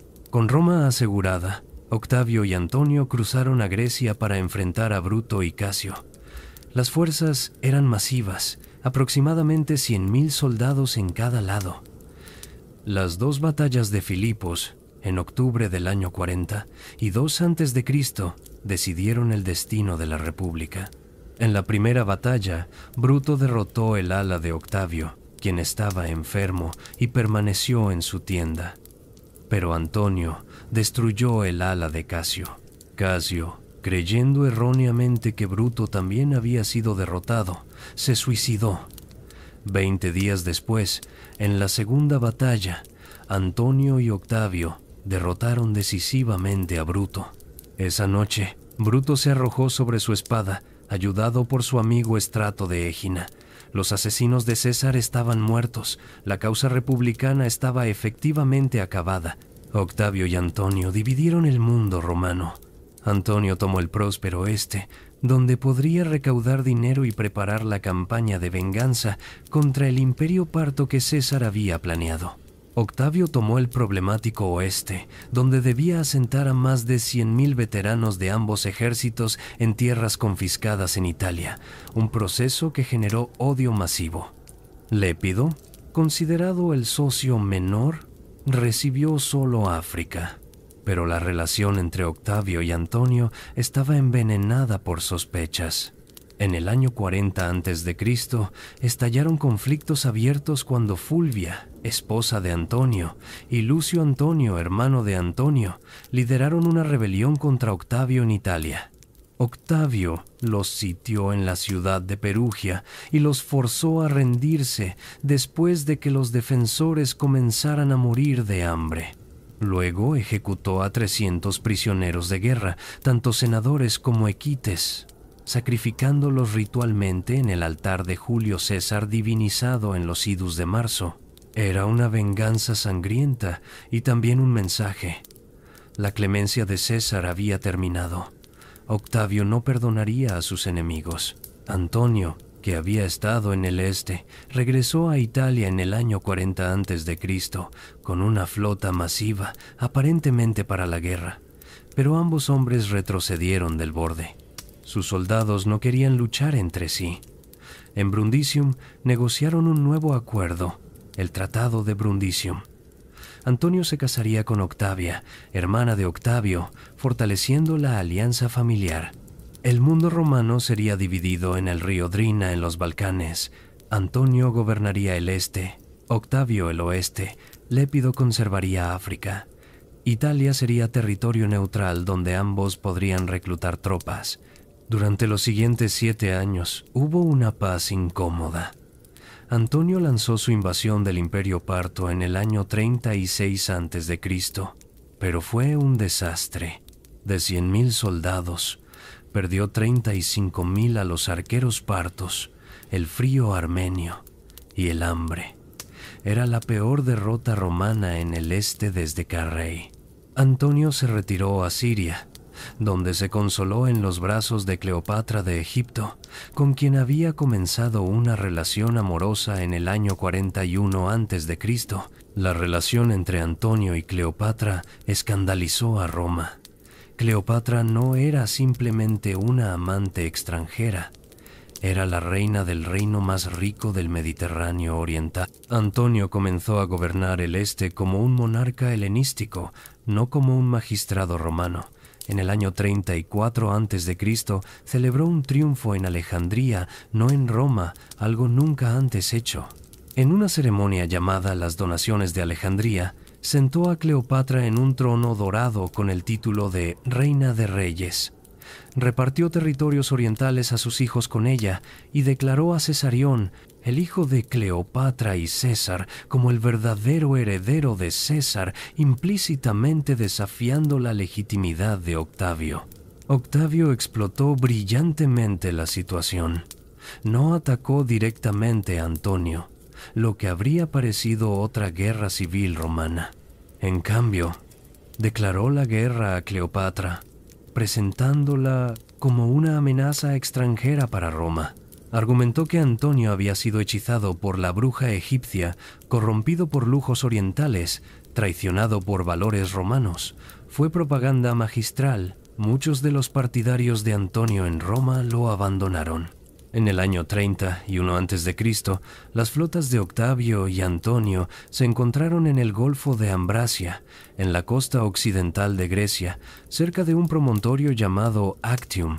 La flota de Octavio, comandada por Agripa, era más pequeña pero más maniobrable. La de Antonio era masiva pero lenta. Durante meses, las flotas se enfrentaron sin batalla decisiva mientras Octavio cortaba las líneas de suministro de Antonio. Finalmente, el 2 de septiembre del año 31 a.C., Antonio decidió forzar el paso y navegar a Egipto. La batalla de Actium fue extraña. A mitad de la batalla, Cleopatra con sus 60 barcos egipcios izó velas y huyó hacia mar abierto. Antonio, viendo esto, abandonó su flota y la siguió en una galera rápida. El resto de su flota luchó durante horas antes de rendirse o ser destruida. Su ejército terrestre, al saber que Antonio había huido, se rindió a Octavio días después. Antonio y Cleopatra llegaron a Alejandría, pero sabían que estaban condenados. Octavio los siguió con su ejército al año siguiente. En agosto del año 30 a.C., cuando las legiones de Octavio entraron en Alejandría, Antonio se suicidó, arrojándose sobre su espada al estilo romano. Murió en brazos de Cleopatra. Días después, el 12 de agosto del año 30 a.C., Cleopatra se suicidó, supuestamente permitiendo que una serpiente venenosa la mordiera, aunque algunas fuentes sugieren que usó veneno. Tenía 39 años. Con su muerte, el reino ptolemaico de Egipto, que había durado 3 siglos desde la muerte de Alejandro Magno, llegó a su fin. Egipto se convirtió en una provincia romana, pero tan importante que solo el emperador podría gobernarla directamente. Ningún senador tenía permitido siquiera visitar sin permiso imperial. Octavio ahora controlaba todo el mundo romano. Era el hombre más poderoso desde Alejandro Magno, pero había aprendido del destino de César. El poder desnudo de un dictador invitaba al asesinato. Necesitaba una forma de mantener el poder absoluto mientras parecía respetar las formas republicanas. En enero del año 29 a.C., Octavio celebró un triple triunfo en Roma por sus victorias en Iliria, Actium y Egipto. Las celebraciones duraron 3 días. El botín de Egipto, la provincia más rica del mundo, llenó el tesoro romano. Los precios de las tierras en Italia se duplicaron de la noche a la mañana debido a la afluencia de riqueza. Octavio usó su fortuna para pagar bonificaciones a sus soldados, comprar tierras para sus veteranos y embellecer Roma con nuevos templos y edificios públicos. Encontré Roma de ladrillo y la dejo de mármol, se jactaría más tarde. El 13 de enero del año 27 a.C., Octavio apareció ante el Senado y pronunció un discurso cuidadosamente elaborado. Anunció que estaba devolviendo todos sus poderes extraordinarios al Senado y al pueblo romano. La república sería restaurada. Los magistrados electos gobernarían nuevamente según la antigua Constitución. Él mismo se retiraría a la vida privada. Era teatro político brillante. El Senado, cuidadosamente preparado de antemano, suplicó a Octavio que reconsiderara. Roma, argumentaron, todavía lo necesitaba. Las provincias fronterizas necesitaban su supervisión militar. La autoridad moral de su nombre era esencial para la estabilidad. Después de una apropiada demostración de renuencia, Octavio aceptó continuar sirviendo a Roma. Le otorgaron un proconsulado sobre España, Galia, Siria y Egipto, las provincias donde estaban estacionadas la mayoría de las legiones, por 10 años. También recibió un nuevo título, Augustus, el Venerado, un término con connotaciones religiosas que sugería favor divino sin ser explícitamente un título real. Augusto, como debemos llamarlo ahora, había creado una ficción constitucional ingeniosa. Oficialmente, la República había sido restaurada. Los cónsules, pretores, tribunos y otros magistrados eran elegidos anualmente como siempre. El Senado se reunía y debatía. Las asambleas populares votaban leyes, pero en la práctica, Augusto controlaba todo. Controlaba las legiones, controlaba Egipto y su grano que alimentaba a Roma. Controlaba la mayor parte de los ingresos provinciales y poseía una autoridad moral abrumadora como el salvador de Roma de las guerras civiles. Con los años, Augusto acumuló más títulos y poderes. Recibió el poder tribunicio de por vida, dándole el derecho de vetar cualquier legislación y la sacrosantidad de un tribuno. Se convirtió en pontífice máximo, el sumo sacerdote de la religión romana, cuando murió su predecesor Lépido en el año 12 a.C. Recibió el título de Pater Patriae, Padre de la Patria, en el año 2 a.C. Pero nunca se llamó a sí mismo Rex, rey, ni dictator, dictador. En sus inscripciones oficiales usaba el modesto título de princeps, primer ciudadano. Su gobierno era el principado, no una monarquía. El primer emperador de Roma se presentaba como simplemente el primero entre iguales. Augusto gobernaría Roma durante 41 años después de Actium, hasta su muerte en el año 14 después de Cristo. Durante este tiempo, transformó fundamentalmente la estructura del Estado romano, creando sistemas administrativos que durarían siglos.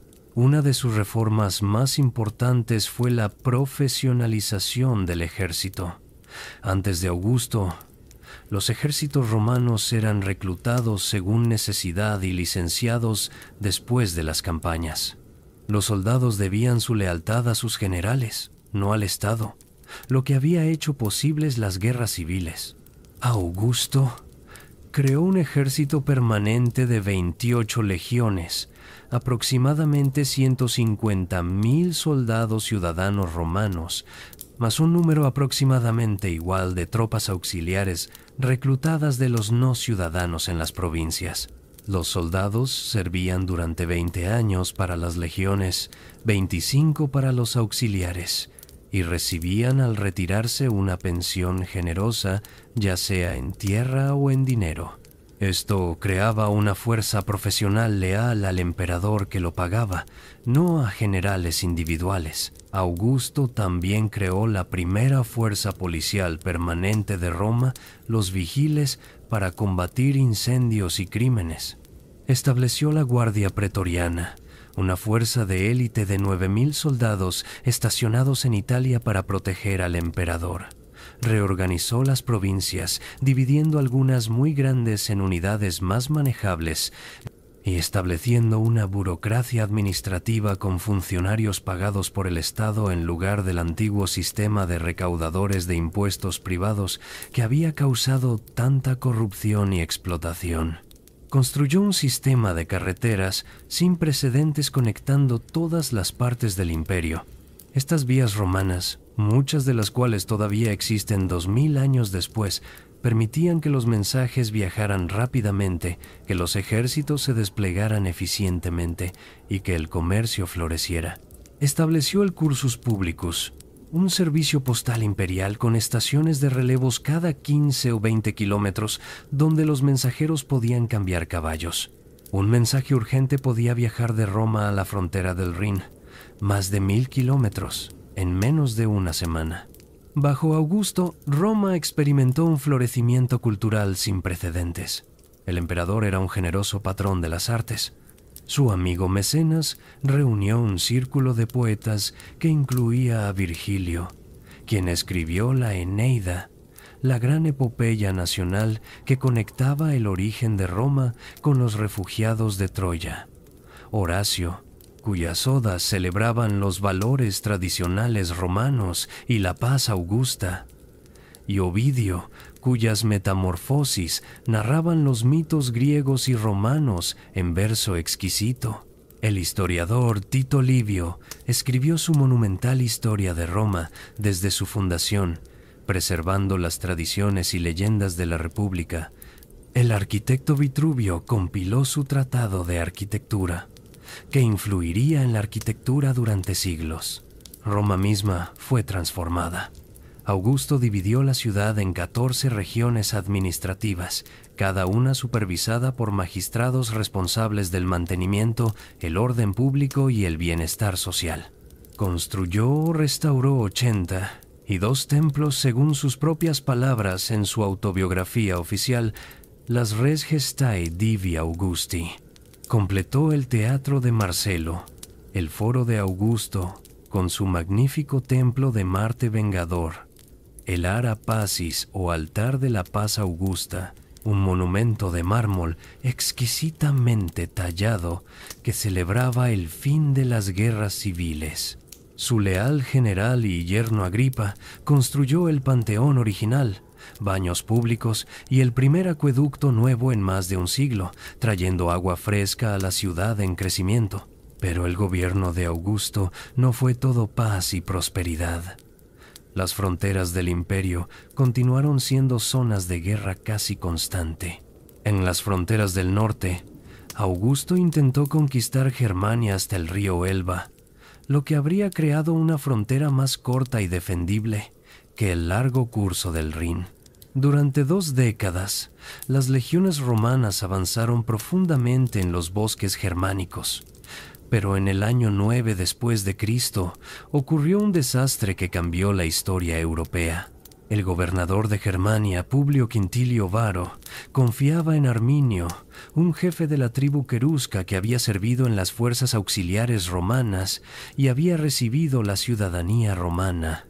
Cuando Arminio informó de una rebelión en el interior de Germania, Varo marchó con 3 legiones completas, la 17, la 18 y la 19, aproximadamente 15.000 soldados, más auxiliares y seguidores del campamento para suprimirla. Era una trampa. En el bosque de Teutoburgo, los guerreros germánicos de Arminio emboscaron la columna romana mientras marchaba por senderos estrechos entre árboles densos y pantanos. Durante 3 días, los germanos masacraron a los romanos atrapados. Varo se suicidó. Casi todos los soldados romanos murieron. Los pocos sobrevivientes fueron capturados, algunos crucificados en los árboles del bosque, otros sacrificados a los dioses germánicos. Cuando llegaron las noticias a Roma, Augusto, ahora de 72 años, estaba devastado. Según el historiador Suetonio, durante meses después golpeaba su cabeza contra las puertas gritando: «¡Quintilio Varo, devuélveme mis legiones!». Los números de las 3 legiones destruidas, la 17, 18 y 19, nunca fueron reutilizados en todo el resto de la historia romana. Germania más allá del Rin nunca fue conquistada. La frontera del imperio se estabilizó en los ríos Rin y Danubio, donde permanecería durante 4 siglos. En sus últimos años, Augusto enfrentó tragedias personales que amenazaban su plan de sucesión. No tenía hijos varones legítimos, solo una hija, Julia, de su segundo matrimonio. Su tercer matrimonio con Livia Drusila, una mujer de la aristocracia patriciana, tampoco produjo hijos, aunque Livia tenía 2 hijos de su matrimonio anterior, Tiberio y Druso. Augusto había planeado que su sobrino Marco Claudio Marcelo, casado con Julia, fuera su sucesor, pero Marcelo murió de enfermedad en el año 23 a.C. a los 20 años. Entonces Augusto casó a Julia con su leal general Agripa, 30 años mayor que ella. Agripa y Julia tuvieron 5 hijos, incluyendo 2 varones, Cayo y Lucio César, a quienes Augusto adoptó como sus propios hijos y designó como herederos. Pero Agripa murió en el año 12 a.C. Luego Lucio César murió en el año 2 después de Cristo a los 19 años. 2 años después, Cayo César murió de una herida infectada a los 24 años. Augusto, ahora de 67 años y sin herederos obvios, no tuvo más remedio que adoptar a Tiberio, el hijo mayor de Livia, en el año 4 después de Cristo. Tiberio era un general capaz pero sombrío, resentido por haber sido obligado a divorciarse de su amada esposa Vipsania para casarse con la viuda Julia, con quien tenía una relación terrible. Julia, de hecho, vivía en un exilio lujoso pero definitivo desde el año 2 a.C., cuando Augusto la había desterrado por adulterios escandalosos y comportamiento que, según su padre conservador, deshonraba la dignidad imperial. Augusto pasó sus últimos años elaborando las instituciones del principado y tratando de asegurar una sucesión pacífica. Compuso su autobiografía política, Las Res Gestae, una lista de sus logros que sería tallada en bronce y exhibida en su mausoleo. Es un documento fascinante, mezcla de hechos objetivos y propaganda cuidadosamente elaborada. Augusto enumera cuánto dinero gastó de su propia fortuna en el pueblo romano, cuántos espectáculos organizó, cuántos templos construyó, cuántos enemigos derrotó, cuántas veces rechazó poderes extraordinarios que el Senado supuestamente le ofreció. Es la voz de un hombre justificando su transformación de la República en una monarquía disfrazada. En el verano del año 14 después de Cristo, Augusto, de 75 años, cayó enfermo mientras viajaba por Campania. Se detuvo en Nola, la misma ciudad donde su padre había muerto décadas antes. Llamó a Tiberio a su lado. Lo que discutieron en privado nunca se sabrá con certeza, pero podemos suponer que Augusto dio a Tiberio sus últimas instrucciones sobre cómo mantener el imperio que había creado. El 19 de agosto del año 14 después de Cristo, Augusto murió en brazos de Livia, su esposa, durante 51 años. Sus últimas palabras, según Suetonio, fueron: ¿He actuado bien mi parte en la comedia de la vida? Luego, como era costumbre entre los actores griegos al final de una obra, dijo: «Si lo he hecho bien, aplaudid y despedidme con aplausos». Era un comentario revelador. Augusto había sido, en cierto sentido, un actor durante toda su vida política, desempeñando el papel del republicano modesto mientras acumulaba poder monárquico. Su cuerpo fue llevado a Roma en procesión solemne. Fue cremado en el campo de Marte. Sus cenizas fueron depositadas en el masivo mausoleo que había construido para sí mismo y su familia. El Senado lo deificó oficialmente, convirtiéndolo en Divus Augustus, el dios Augusto.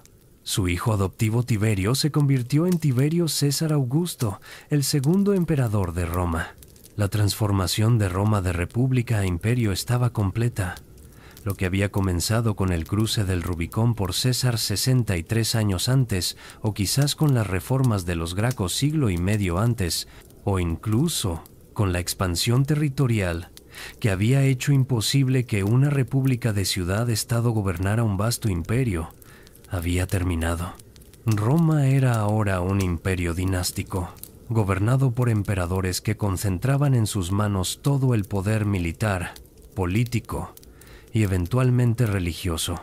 Este sistema, con modificaciones y crisis, duraría más de 4 siglos y medio en Occidente, hasta la deposición del último emperador romano occidental Rómulo Augustulo, en el año 476 después de Cristo. En Oriente, el Imperio Romano, o como lo llamamos ahora, el Imperio Bizantino, sobreviviría otros 1000 años, hasta la caída de Constantinopla ante los turcos otomanos en el año 1453 después de Cristo. Desde cierta perspectiva, podríamos decir que el sistema político que Augusto creó duró 1500 años. Pero más allá de la mera duración, el imperio romano que Augusto fundó moldeó irreversiblemente la civilización occidental. Los sistemas legales de casi todos los países europeos y latinoamericanos derivan del derecho romano. Las lenguas románicas, español, francés, italiano, portugués, rumano, habladas por 800 millones de personas, descienden del latín. Los alfabetos de estas lenguas y del inglés, alemán y docenas más son versiones del alfabeto latino. La arquitectura de prácticamente todos los edificios gubernamentales importantes en el mundo occidental, con sus columnas, cúpulas y arcos, imita modelos romanos. Nuestros conceptos de ciudadanía, república, senado, dictadura, emperador, todos son palabras y conceptos romanos. El cristianismo, que se convertiría en la religión dominante de Europa y luego del mundo, se extendió por las carreteras romanas, se organizó según modelos administrativos romanos y adoptó el latín como su lengua litúrgica. La Iglesia Católica es, en muchos sentidos, la última institución sobreviviente del Imperio Romano, con su capital todavía en Roma. Su líder llamado Pontifex Maximus como los antiguos emperadores, su estructura administrativa de diócesis modelada en las divisiones provinciales romanas, el sueño de Roma, la idea de un imperio universal que trae paz, ley y civilización a pueblos diversos, ha obsesionado a conquistadores y filósofos durante 2 milenios. Carlomagno se hizo coronar emperador romano en el año 800 después de Cristo. El Sacro Imperio Romano Germánico afirmó ser la continuación de Roma desde el año 962 hasta el año 1806 después de Cristo. Napoleón se coronó a sí mismo emperador, siguiendo modelos romanos. Mussolini intentó recrear un imperio romano moderno en el siglo XX. Incluso hoy, cuando hablamos del mundo occidental o la civilización occidental, estamos hablando en gran medida del legado cultural del Imperio Romano. Pero quizás el legado más profundo de la transformación que hemos narrado esta noche no está en instituciones o lenguas. sino en una lección sobre la naturaleza del poder político y la fragilidad de las instituciones democráticas. La República Romana no cayó porque un tirano la derrocara en un golpe de Estado. Cayó gradualmente, a lo largo de un siglo, por una combinación de expansión imperial inmanejable, desigualdad económica creciente, corrupción sistémica, polarización política extrema, militarización de la política, erosión de normas constitucionales no escritas y finalmente violencia política que se normalizó hasta que las guerras civiles parecieron inevitables. Los romanos del año 133 a.C., cuando Tiberio Graco fue asesinado, no sabían que estaban presenciando el comienzo del fin de su república.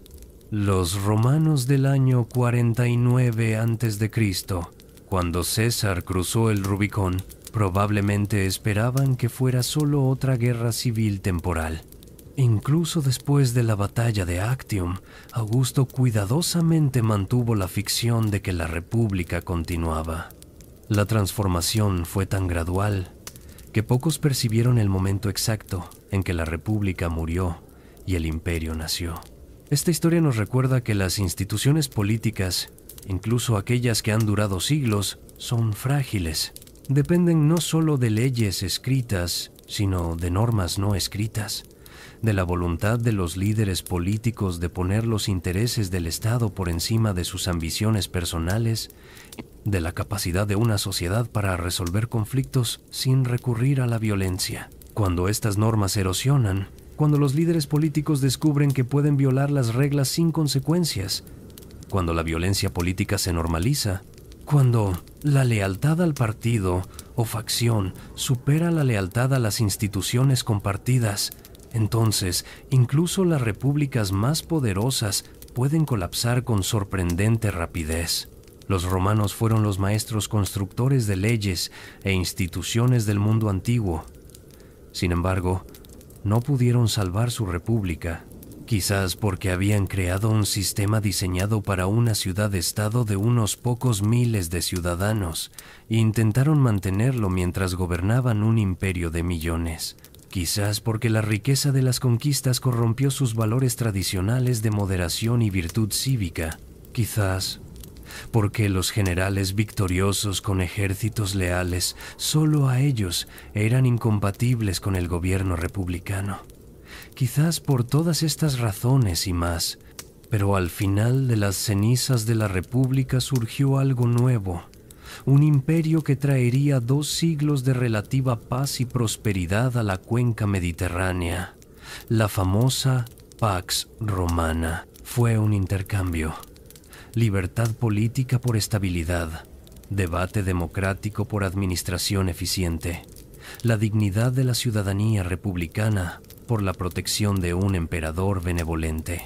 Para millones de personas en las provincias que nunca habían tenido voz en el gobierno republicano dominado por la aristocracia romana, puede que no haya sido un mal intercambio. Para los senadores romanos que recordaban cuando sus antepasados habían gobernado el mundo a través del debate y el voto, debe haber parecido una traición. La historia no ofrece juicios simples, solo nos presenta con los hechos, preservados en inscripciones de piedra, monedas oxidadas, manuscritos copiados por monjes medievales y las ruinas físicas que todavía se alzan en Roma y por todo el antiguo imperio. Nosotros, 2000 años después, podemos aprender de estos hechos, reflexionar sobre ellos y quizás reconocer ecos de estos patrones antiguos en nuestro propio tiempo. Y así, queridos oyentes de Somnialis, llegamos al final de nuestro largo viaje a través de los siglos, desde la pequeña ciudad-estado a orillas del Tíber hasta el imperio que dominó el mundo conocido. Hemos caminado junto a reyes legendarios y cónsules electos, hemos marchado con las legiones de Escipión y César, hemos presenciado las asambleas turbulentas del foro y las conspiraciones susurradas en el Senado, hemos visto surgir héroes y villanos, reformadores y tiranos, idealistas y pragmáticos. Hemos visto cómo una república nacida del rechazo al gobierno de un solo hombre, fundada en el principio de que el poder debe ser compartido y limitado, gradualmente se transformó en un imperio donde un hombre, el emperador, concentraba más poder que cualquier monarca anterior. Y hemos visto cómo esta transformación, aunque a menudo violenta y sangrienta, creó un sistema político que traería estabilidad y prosperidad sin precedentes al mundo mediterráneo. La historia de Roma nos habla a través de los milenios. Nos habla sobre la ambición humana y sus peligros. Nos habla sobre cómo las instituciones políticas deben evolucionar para adaptarse a circunstancias cambiantes o corren el riesgo de colapsar. Nos habla sobre el precio de la gloria militar y la expansión imperial. Nos habla sobre cómo la desigualdad económica puede desgarrar el tejido social. Nos habla sobre cómo la violencia política, una vez iniciada, es casi imposible de detener. Y nos habla sobre cómo incluso las civilizaciones más grandes están compuestas por individuos, personas con esperanzas, miedos, virtudes y defectos como nosotros. Cuando paseamos por Roma hoy, por el foro donde Cicerón pronunció sus discursos y donde las cabezas de los proscritos fueron exhibidas en picas, por el Coliseo que los emperadores Flavios construirían unas décadas después de Augusto, por el Panteón que Adriano reconstruiría en el siglo II después de Cristo, no estamos simplemente viendo ruinas antiguas. Estamos viendo los restos físicos de estas historias humanas, de estas luchas, triunfos y tragedias que hemos narrado esta noche. En el Museo Capitolino puedes ver la estatua de Marco Aurelio a caballo, uno de los pocos emperadores filósofos que intentó gobernar con sabiduría estoica. En el Museo Nacional Romano puedes ver el Ara Pacis de Augusto, con sus relieves exquisitos, mostrando procesiones de la familia imperial y alegorías de la paz y la prosperidad. En museos por todo el mundo, puedes ver monedas acuñadas por César y Pompeyo, por Bruto y Casio los conspiradores, por Antonio y Cleopatra, por Augusto mismo. Cada una de estas monedas circuló por manos de personas reales. Compró pan y vino, pagó a soldados, cambió de manos en transacciones que eran, para esas personas, tan importantes como nuestras transacciones diarias, lo son para nosotros. La historia no es solo fechas y batallas, aunque ciertamente hemos hablado de muchas esta noche. La historia es la historia de la experiencia humana a través del tiempo. Es recordar que cada persona que vivió en el pasado era tan real, tan compleja, tan llena de vida interior como nosotros mismos. El soldado romano que cruzó el Rubicón con César tenía familias, amigos, esperanzas para el futuro. La mujer romana cuyo esposo fue proscrito por Sila o Augusto lloró su pérdida tan genuinamente como cualquier viuda lloraría hoy. El niño que presenció el funeral de Augusto en el año 14 después de Cristo, viendo las piras funerarias y las procesiones, recordaría ese día por el resto de su vida, tal como nosotros recordamos los grandes eventos de nuestro propio tiempo. Esta conexión humana a través de los siglos es lo que hace que la historia sea importante, lo que la hace relevante no solo para académicos, sino para todos nosotros. Porque aunque las tecnologías cambian, aunque las estructuras políticas evolucionan, aunque las culturas se transforman, la naturaleza humana fundamental permanece notablemente constante. Los romanos amaban y odiaban, ambicionaban y temían, creaban y destruían, tal como nosotros lo hacemos. Sus historias son nuestras historias, separadas por el tiempo, pero unidas por nuestra humanidad compartida. Antes de despedirnos esta noche, queridos oyentes, nos encantaría conocer vuestra opinión. ¿Qué otros grandes momentos de transformación histórica os gustaría explorar en futuros episodios de Somnialis? ¿La caída del Imperio Romano Occidental? ¿El surgimiento del Islam y la expansión del Califato? ¿La conquista normanda de Inglaterra? ¿La caída de Constantinopla? ¿El descubrimiento del Nuevo Mundo? ¿La Revolución Francesa? Dejadnos vuestros pensamientos en los comentarios. Vuestras sugerencias ayudan a dar forma al contenido de este canal y aseguran que estamos creando las historias que realmente queréis escuchar.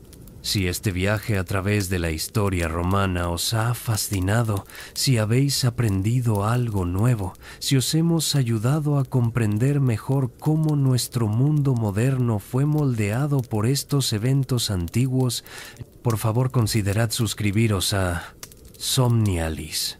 Con vuestra suscripción y vuestro apoyo, podemos continuar creando estos episodios detallados, meticulosamente investigados, que no solo informan, sino que transportan, que no solo educan, sino que evocan, que no solo presentan hechos, sino que cuentan las historias humanas detrás de esos hechos. Activad la campana de notificaciones para ser los primeros en saber cuando publiquemos nuestro próximo episodio. Compartid este video con amigos y familiares que amen la historia, que disfruten de buenas narrativas o que simplemente busquen algo significativo para escuchar mientras se relajan por la noche. Cada compartición ayuda a que Somnialis crezca y nos permite invertir más tiempo y recursos en la investigación y producción de contenido de alta calidad. Y ahora, mientras la noche avanza y este episodio llega a su fin, os invitamos a descansar. Cerrad los ojos si aún no lo habéis hecho. Respirad profundamente. Dejad que las imágenes de la Roma antigua, sus calles de piedra, sus templos de mármol, sus legiones marchando, sus senadores debatiendo, sus emperadores gobernando, se desvanezcan suavemente de vuestra mente.